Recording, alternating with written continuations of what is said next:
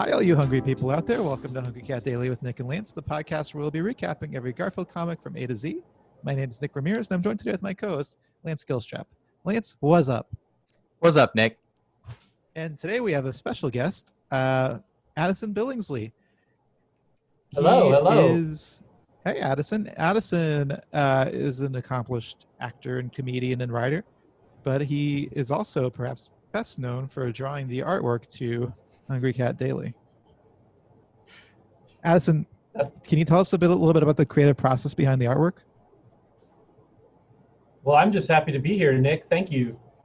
So for the artwork, I found an old drawing of Garfield, one of the earlier sketches of him, and I put it into Procreate, the app on my iPad, and traced over it with like a fancy looking paint. And then I didn't know what to do beyond that, but then I was like, oh, what if it's like this massive painting in an art gallery?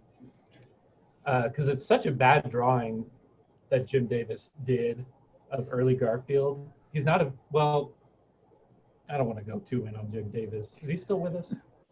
Yeah, he's still making Garfield. Wow. I just thought it'd be funny if Garfield was in an art gallery. Did you like Garfield as a kid? Did you grow up as a Garfield fan, or dare I say it, a Garfield stan? When I was a younger kid, Garfield was among the edgier cartoon characters available to me, because he was only up against Blue of Blue's Clues and I forget what other cartoons were. Gumby, Tommy Pickles, and Tommy Pickles. Well, Rugrats I think was edgy as well, maybe a little edgier than Garfield. But I'm talking like the early days, like I'm first like aware of shapes and colors. Gumby, Blue of Blue's Clues. It was all count this, spell that, and Garfield was like, y'all, some days suck. and I'll tell you what day that is. Yeah, but Monday, of course. Well, we don't talk about that yet. All right. Addison, we're gonna jump into the recap portion of the show. Lance, do you want to kick it off? We are looking at August 23rd, 1978, and Addison, if you have it in front of you, could you please describe the first panel of this comic? The first panel, we have John sitting at a red block with his blue cup of coffee, and Garfield is sitting next to the block. They're both looking at. Now I don't know this character. I'm pretty sure it's John's brother. Do y'all know? It's Lyman is his name, and he's John's roommate. Roommate, okay. Dressed in the style of the era, which is it's a disco suit, a la Saturday Night Fever. Mm-hmm. Yes. And then he's got these big brown loafers on. The disco suit. He looks just like John Travolta from Saturday Night Fever. Aside from his big curly mustache, he looks like he was drawn by a different artist, because John and Garfield both have big round eyes, and this character barely has a nose and has two little dots for eyes. And that's my take. Yeah. We always think it looks like a separate little face above the mustache. Yeah. He's a weird looking guy. John is weird looking, but this guy doesn't. Yeah, so one of the obviously there's two things that are very like that draw the eye, and that one is, you know, Lyman's Saturday Night Fever outfit, which is real baggy on him. And then the other is the fact that John is at this, you know, like you said, a block. I think it's supposed to be a desk, but It looks where like are a children's table. John's like legs? A craft table for children. Right. John is a very tall man. I don't You know really understand how he fits under this. How his legs He looks fit under like, his. you know what it looks like to me is Professor X, like in the Yeah. Yes. It's like- Or just like FDR, like he has a blanket over his legs. I don't think we Yeah. said yet. Lyman is saying, "Hey John, what do you think of my new outfit?" Oh, I forgot Cover to that. about the speech. Oh, bubble. yeah. Right. Let's move on to panel 2.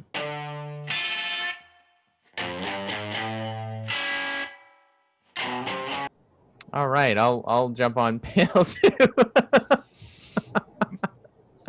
All right. Lyman's a little shocked because Garfield is walking across his shoes.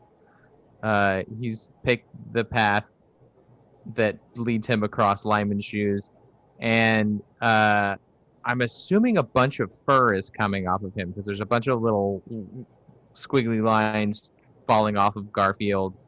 Garfield, of course, looks nonplussed, even though it's clear he's doing it on purpose. He's not showing that it's giving him any satisfaction, but it, I feel like it would. That's that edginess. That's Yeah. that edginess. Exactly. Lyman's very surprised. He's got his arms up. He's pulling his arms up, and they're kind of shaking. There's shake lines all over him as he looks down with a little straight line that's supposed to be his mouth, I guess. It's kind of crooked under his mustache.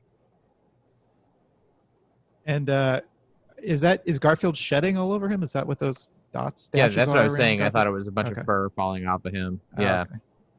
Shedding, I'm assuming, yes. Yeah. Should we move on?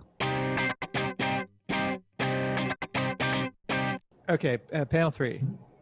So Lyman says, so now we're back to the same spot where we were in the first panel. Lyman is standing next to John. Looks like his table has gotten a little bit bigger maybe, but still not sure where his legs are. And Lyman now looks like he's in a daze pretty much. Like this whole thing just took a lot out of him. The bottom of his suit is covered in fur, and as are his shoes. And Lyman says, "Does Garfield always shed like that?" And John says, "Only on white disco suits." And John he's clearly about to take a big sip of coffee after delivering that devastating punchline.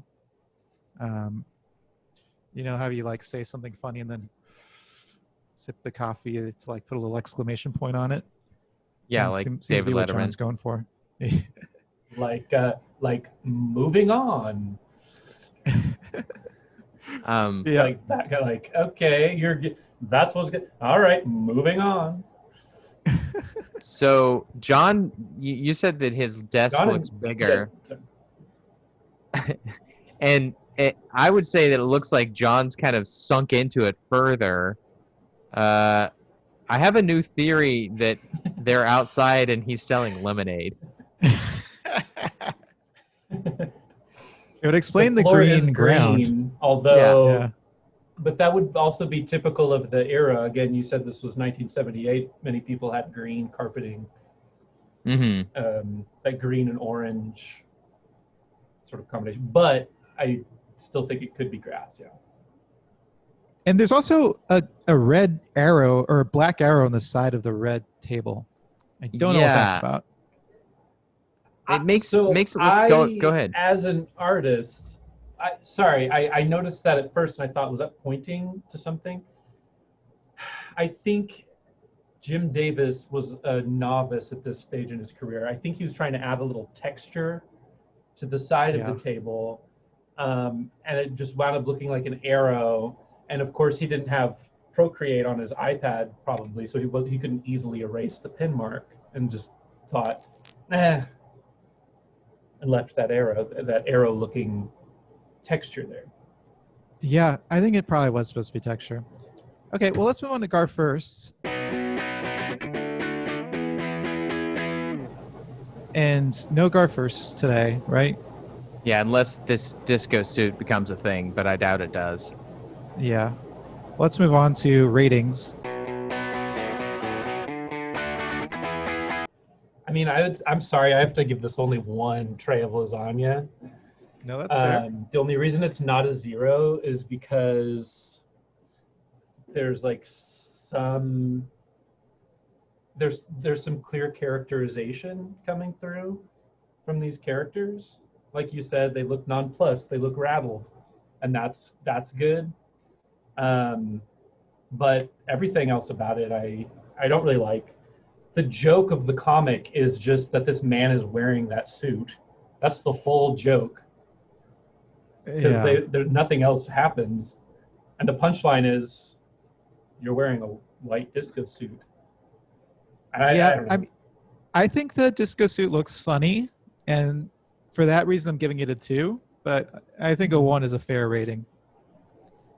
What do you think? I'm also going to give it a 2, and it is exclusively for the baggy disco suit. I think that's what looks so funny. And it is clearly, like Addison pointed out, it is the exact suit from Saturday Night Fever. It's the exact same suit Travolta wore. So that's very funny to me, the fact that it's ill-fitting on him. Also, just not to take too much time here, but that first panel, Lyman's butt looks real weird, the way he's walking. Yes. And I like that. Like Okay, well, let's move on to rankings. So this goes in at number 35. Okay, Addison, did I cut you off earlier? No. You were talking about doo-doo? About what? Doo-doo? You were talking about doo-doo? I talk about doo-doo a lot, but I wasn't talking about doo-doo right now, Nick. I just wanted to say that's another thing that might be of the times is I think disco was on its way out around 78. It was very short-lived. Yeah, having reached its peak maybe the middle of that decade. So making some sort of a jab at a disco suit probably won at some points back in 78. Anyway. Yeah, probably. Well, Addison, is there anything you want to plug or anything like that? Let's see. Right now, visit my YouTube page. I have videos up. They're all really short. My YouTube page is a lot like Quibi in that way. So I would say I'm sort of pre-Quibi, and that all my videos are around 5 to 6 minutes long. How do you get there? Do you search for Addison Billingsley on YouTube? Yeah, I've got a pretty unique name. So if you Google me, my YouTube page comes up, and most of the stuff is about me specifically. Cool. And I just recommend Googling me. Look me up on Google. Okay, cool. Well, thank you so much, Addison. It's great to finally have you on the show. And until next time, what's up? See you in the funny papers. Don't forget to rate, review, and subscribe to Hungry Cat Daily on Apple Podcasts, Spotify, or wherever you listen to podcasts. Send us your Garfield thoughts, drawings, and feedback to hungrycatdaily@gmail.com. And follow us on Instagram at hungrycatdaily or on Facebook at facebook.com/hungrycatdaily for full videos of each episode. And until next time, stay hungry.